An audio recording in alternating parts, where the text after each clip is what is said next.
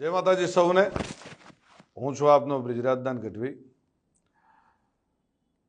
થોડાક દિવસોથી એક જે વિવાદ ચાલી રહ્યો છે, એક ભાઈ એમના સંસ્કાર મુજબ જેમ આવે એમ બોલી રહ્યા છે।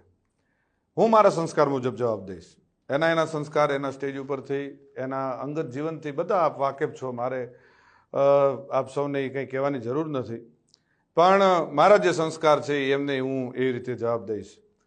એમણે એમ કીધું કે સોનલમાના મંદિરે સમાધાન થયા પછી સોનલમાનો એણે માન ન રાખ્યું, સમાધાનનું માન ન રાખ્યું। તો પહેલી વાત એક કઈ કરી દઉં કે 2 વર્ષ એ વાતને વીતી ગયા છે। 2 વર્ષમાં કે મારી આટલા વર્ષોની આ કારકિર્દીમાં તમે કોઈ દિવસ ક્યારેય પણ મને ક્યાંય જોયો કોઈ કલાકારને બીજાની સાથે વિવાદમાં કે કોઈ પણ જાતના બીજા વિવાદમાં મને જોયો કોઈએ? કોઈ દિવસ ન બને। હું કોઈ વિવાદમાં ક્યારેય પણ પડવાવાળો માણસ જ નથી। હું આ બધી બાબતથી બહુ પર રહેવાવાળો માણસ છું। આ ભાઈ છે ને એણે ખૂબ મારા ચાળા સમાધાન પછી કર્યા છે, પણ જેટલા સહન થતું હતું ત્યાં સુધી સહન કર્યું છે। પછી સહન થાય એવું નહોતું એટલે જવાબ દેવો ખૂબ જરૂરી હતો અને એને જ દીધો છે। આ પાક્કું હજી કહું છું કે 2025નું એને જ કીધું છે મેં। એમાં હજી હું કહું છું, રિપીટ એન્ડ રિપીટ કહું છું કે એને જ કીધું છે અને એને જે મજા આવે એને એ છૂટ છે। એને બહુ મોરે મોરાનો શોખ છે તો એને છુપા એના એડ્રેસ રાખવા પડે છે, એને છુપી રીતે રહેવું પડે છે। હું જ્યાં રહું છું, જે જગ્યાએ રહું છું, જગ જાહેર રહું છું। અને બીજું હું 50-50ના ટોળા લઈને નીકળવા વાળો માણસ નથી। હું એ બીકણ માણસ નથી। મારે કોઈ બોડીગાર્ડોને બધાને કોઈ કોન્ટ્રાક્ટ ઉપર રાખવા પડતા નથી। આપણે રાખવા પડે છે। આપણે 50-50 100 જણાને છેલ્લા કાર્યક્રમમાં આપણે 200 જણાને લઈને ગયા હતા, એ ખ્યાલ છે ને? એટલે એ બધું આપશ્રીને શોભે છે, આપશ્રીને કરવું કોઈ વાંધો નહીં। હું ને મારો ડ્રાઈવર વધીને કોઈક એકાદો ભાઈ કદાચ કોઈક ભેળો હોય તો અમે એટલા જ હોઈએ છીએ। ગમે ત્યારે મજા આવે ત્યારે મોસ્ટ વેલકમ છે। હું ઈશ્વરદાનનું લોહી છું ને મને મારા બાપનું લોહી છું એનું ગર્વ છે। આપને જે હશે આપને મુબારક। આપ શું કહેવાઓ છો અને ગુજરાતના મીડિયામાં આપ શું કહેવાઓ છો એ ખ્યાલ છે। એટલે રાખી સાવંત હું આપને વધારે કાંઈ નહીં કહું। રહી વાત હું જુવાનિયાને બગાડું છું એવું આપશ્રીનું કેવું થાય છે, તો પહેલી વાત એ કરી દઉં કે દુનિયા આખીને ખબર છે કે હું દુનિયાને વ્યસન મુક્ત કરાવું છું। હું દુનિયાને સંસ્કારનો સારા કાર્યક્રમોની સારી વાતો કરું છું। આપશ્રી જેવું 302 307 આવું કરાવવાનું કોઈ કાર્ય મારું નથી। ક્યારેય પણ હું કોઈ અશ્લીલતા ઉપર ક્યારેય અશ્લીલ શબ્દ મારા સ્ટેજ ઉપરથી નથી આવ્યો। જે આપના સંસ્કાર મુજબ આપ ખૂબ સરસ રીતે જે આપના સંસ્કાર આપ દેખાડો છો એ મારું ક્યારેય હું કોઈ અશ્લીલ શબ્દ નથી બોલ્યો, કોઈ બેન દીકરી માટે ક્યારેય કોઈ હું ખરાબ વાત નથી કરી। આપને શોભે એ આપ કરો છો, આપને મુબારક। અને મોરે મોરાનો જ્યારે પણ શોખ હોય ત્યારે કોઈ પણ જાતનું મનમાં ન રહી જાય, મનની મનમાં ન રાખતા। વેલકમ છે અને મોસ્ટ વેલકમ છે। મારે તમ તારે કોઈ બીજી આપની સાથે બીજી ચર્ચાઓ નથી કરવી, બીજી વાતો નથી કરવી, પણ મારા ચાહક મિત્રો, મારા બાપુના ચાહક મિત્રો, લાખો કરોડો ચાહક મિત્રોને માઠું લાગ્યું છે। અને આ માત્ર તમે મને એકને નથી કીધું, ચારણ સમાજને કીધું છે। તમે જે શબ્દ વાપર્યા છે મને મારી એક માટે નથી વાપર્યા, ચારણ સમાજ, આખા ચારણ સમાજને તમે સંબોધીને કીધું છે। અને બીજું કે જે આપશ્રીના રોટલા ચાલે છે ને એ કોના થકી ચાલે છે ખ્યાલ છે ને? મારા કે મારા પરિવારનું હું નથી કહેતો, ચારણો થકી ચાલે છે।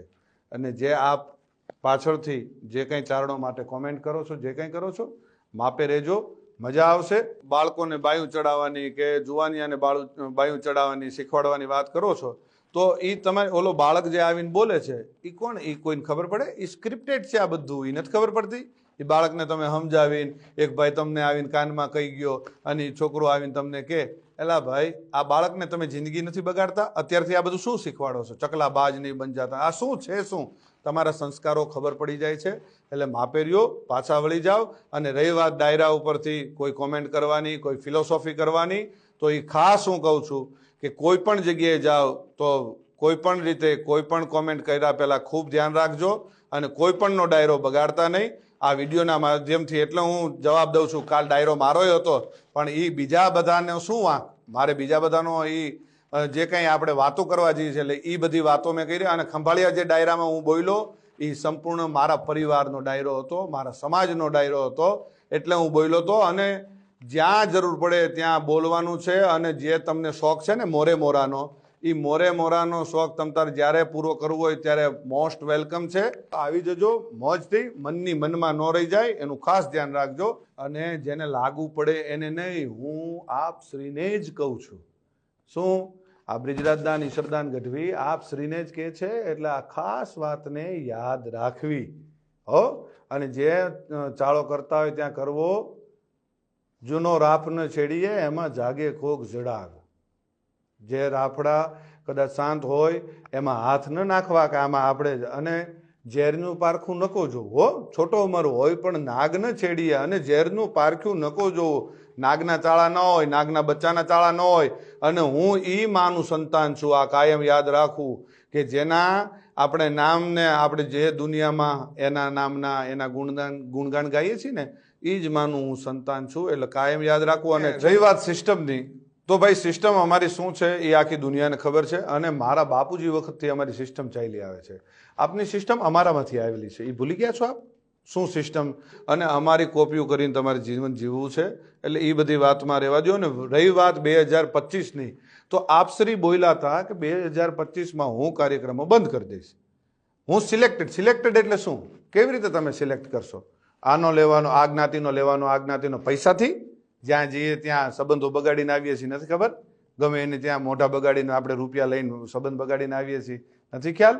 બધી ખ્યાલ છે. બધી ચોખોટું, ઘણી બધી ચોખોટું હું કરું ને તો ઘણી બધી ચોખોટું થાય અને દુનિયા થૂ કરશે. એટલે મહેરબાનીથી શાંતિથી તમે જે કરતા હોય એ કરી ખાવ. અને જેમ બંધમુઠ્ઠી છે, આ જે બંધમુઠ્ઠી છે ને એ જ જમાવટ છે. જો ખુલી જશે તો તમને કોઈ પણ રીતે સહન નહીં થાય. એટલે મહેરબાની કરીને શાંતિથી તમારું જીવન જીવો. અને આપશ્રીની એવી ટેવ છે કે આપણે સવારે બોલીને સાંજે ફરી જઈએ, સાંજે બોલીને સવારે ફરી જઈએ. રોજ આપણે ફરી જવું હોય એ આપશ્રીના ખૂબ સારી રીતે આપના સંસ્કારમાં હશે. અને ખૂબ ફરવું, કાચીડો જેમ રંગ બદલે ને એમ આપણે રંગ બદલીએ છીએ.